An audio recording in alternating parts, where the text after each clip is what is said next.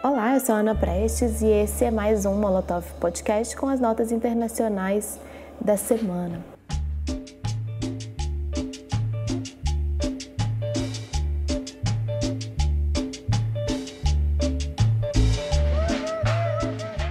Essa semana que começou lá na segunda-feira, 15 de junho, teve mais um assassinato de um homem negro por policial branco nos Estados Unidos. Foi em Atlanta. O Rayshard Brooks, um homem que estava dormindo em seu carro no estacionamento de uma lanchonete nos Estados Unidos, acabou sendo assassinado após uma abordagem policial em que foi identificado que ele estava alcoolizado. A princípio, ele não resistiu à abordagem, conversou com os policiais, mas ao ver que os policiais iriam prendê-lo, acabou correndo e foi alvejado duplamente pelas costas. Então, tudo isso reacendeu um debate que já vem muito forte, intenso, sobre o papel da polícia nos Estados Unidos, sobre o assassinato de homens e mulheres negras, a lanchonete seguida por manifestantes. Os protestos estão nos Estados Unidos, mesmo quase um mês após a morte de George Floyd. Esse foi um fato bastante importante da semana, uma reunião que a ONU realizou, sediada em Genebra, mas por teleconferência, por conta da pandemia, uma reunião sobre racismo e violência policial. Ao longo dessa reunião, participou uma delegação brasileira e, infelizmente, a delegação brasileira que representava ali o Itamaraty, além de não prestar condolências à família do George Floyd, que inclusive participava da reunião, ainda se colocou contra a criação de uma comissão de inquérito, uma comissão de investigação do assassinato da população negra nos Estados Unidos. A representante brasileira disse que essa questão não pode ser isolada em um só país, ou seja, fez o jogo de proteção do presidente dos Estados Unidos, Donald Trump, a quem não interessa esse tipo de comissão investigativa que foi proposta por uma grande parte dos países africanos, inclusive. Nessa reunião, a Michelle Bachelet, que é a alta comissária dos Direitos Humanos da ONU, se posicionou no sentido de que é preciso tratar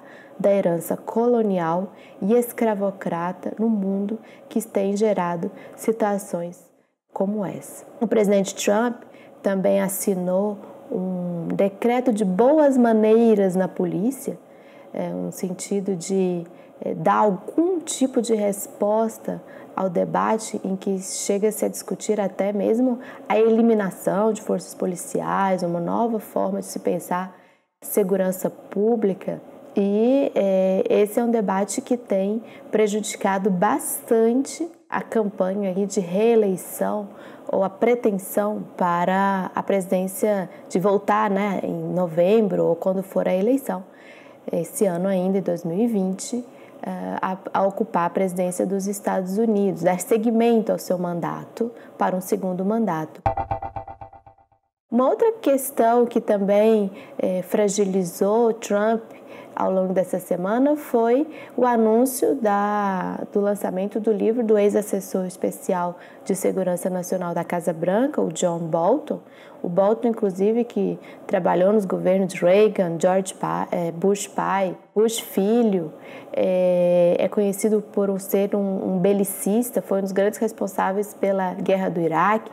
No tempo que ficou com Trump, quis enfrentamentos com a Coreia do Norte, com o Irã, com a Venezuela e resolveu escrever um livro sobre esses 18 meses em que ele esteve na Casa Branca assessorando.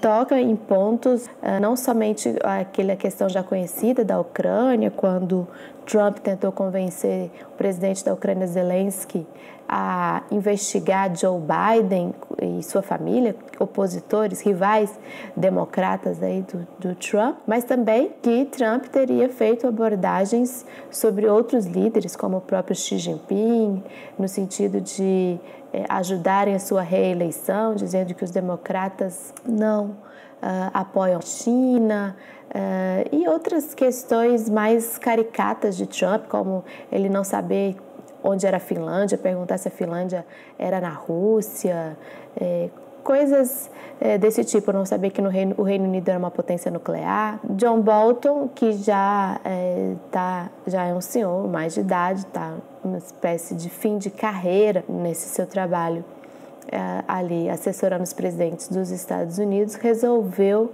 colocar bastante lenha na fogueira que já arde com relação à reeleição de Donald Trump. Ainda sobre os Estados Unidos, essa semana muitas das notícias estiveram focadas a partir dos Estados Unidos. Algo inédito tem sido proposto pelos norte-americanos, que é um cubano-americano, né, assumir a presidência do Banco Interamericano de Desenvolvimento, o BID. O BID é um banco de desenvolvimento que cobre todas as Américas. Mas desde a sua criação, lá em 1959, ele tem sido presidido por latino-americanos. Os Estados Unidos têm a sede em Washington, sempre tem a vice-presidência e tem a maior parte dos aportes ao banco, né? E, tradicionalmente, países latino-americanos comandam o banco. O Brasil, inclusive, através do Paulo Guedes, estava tentando emplacar um candidato. A Argentina e México também estavam trabalhando um candidato. Então, os Estados Unidos nunca teve essa presidência, mas agora diz que quer ter. E a pessoa que eles estão indicando é bastante conhecida por sua política. É um assessor da Casa Branca, participa é um conselheiro, né, do Conselho Nacional de Segurança da Casa Branca, e ele tem trabalhado intensamente pelo estrangulamento econômico da Venezuela, além de ser também um articulador, estrategista de formas de estrangulamento político e econômico de Cuba, de Nicarágua e da própria Venezuela, que são encarados aí como países inimigos dos Estados Unidos. Um outro tema da semana, dessa vez vem do Chile, é um endurecimento da quarentena no Chile. O Chile tem apresentado uma alta significativa do número de infectados e mortos pelo novo coronavírus. Então, eles estão implementando vão implementar uma lei em que se pode aplicar multa e até prisão de 5 anos para quem descumprir as medidas de isolamento social. Outra notícia, que houve uma cúpula China, países africanos, países da África, e foi feito um importante anúncio por parte da China de perdão do serviço da dívida de vários países africanos, serviço de dívida que vence aí até o final de 2020, como parte de uma estratégia de apoio da China para que os países africanos superem esse momento da pandemia. Do Reino Unido veio uma notícia boa sobre a descoberta de um corticoide, a dexametasona, que é bastante eficiente no tratamento dos pacientes mais graves da Covid-19. Então, essa foi uma notícia que circulou muito ao longo dessa semana. Foi publicado uma pesquisa da Universidade de Oxford, junto com especialistas médicos dos hospitais britânicos, governo britânico, apontando que até 1/3 dos pacientes mais graves da Covid-19, aqueles que estão respirando ali por respiradores, foram salvos por conta desse corticoide, que é um corticoide antigo, usado há muito tempo na medicina, então, portanto, com efeitos colaterais já bastante conhecidos e controlados, dosagem também bastante conhecida para que não prejudique os pacientes. E agora a OMS, inclusive, se pronunciou bastante otimista com relação a esse medicamento, e ele vai ser testado em outros países. 2 eventos que ainda terão desdobramento e que eu posso falar com mais calma até na próxima semana, que também ocorreram aí ao longo dessa semana, foi um confronto entre soldados indianos e chineses na fronteira da Índia com a China, na região do Himalaia, que inclusive com vítimas. Principalmente, nós temos dados mais precisos de vítimas entre soldados indianos, pelo menos 20 soldados indianos morreram.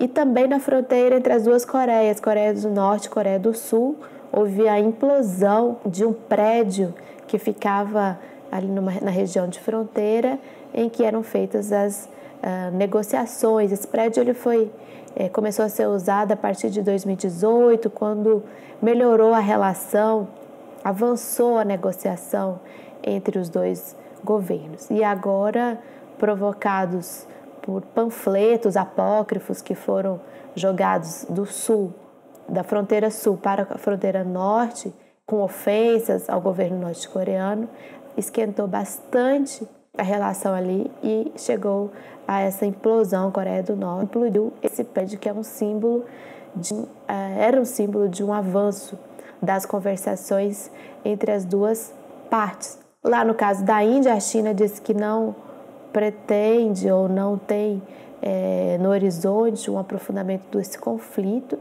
com a Índia. Por outra parte, o primeiro-ministro indiano, Narendra Modi, teve uma fala mais dura, dizendo que essas mortes de soldados não serão em vão.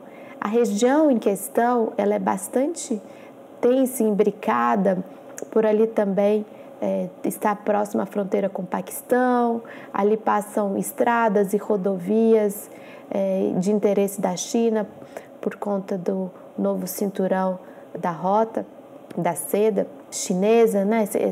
Essa reinvenção da rota, uma nova rota da seda e o cinturão da China. Então, não é uma área com uma fronteira bem demarcada, não é ponto pacífico a demarcação dessa fronteira. Então, esse é um conflito que nós ainda podemos ter bastante notícias sobre o desdobramento dele. E por último, uma última notícia é que o presidente Bolsonaro, quer banir a possibilidade da empresa chinesa Huawei participar da concorrência para a instalação da infraestrutura da tecnologia 5G aqui no Brasil. Já estava tudo caminhando para a confecção de um edital, né, de contratação de empresas para montarem essa estrutura aqui no Brasil. Ainda não havia nenhum veto à empresa chinesa, mas começa-se a pensar em como fazer esse banimento, e isso pode ter consequências bastante graves na relação. Por aqui, desejo para todo mundo um ótimo final de semana. Continuamos ligados nas notícias internacionais. Semana que vem estamos de volta. Grande abraço!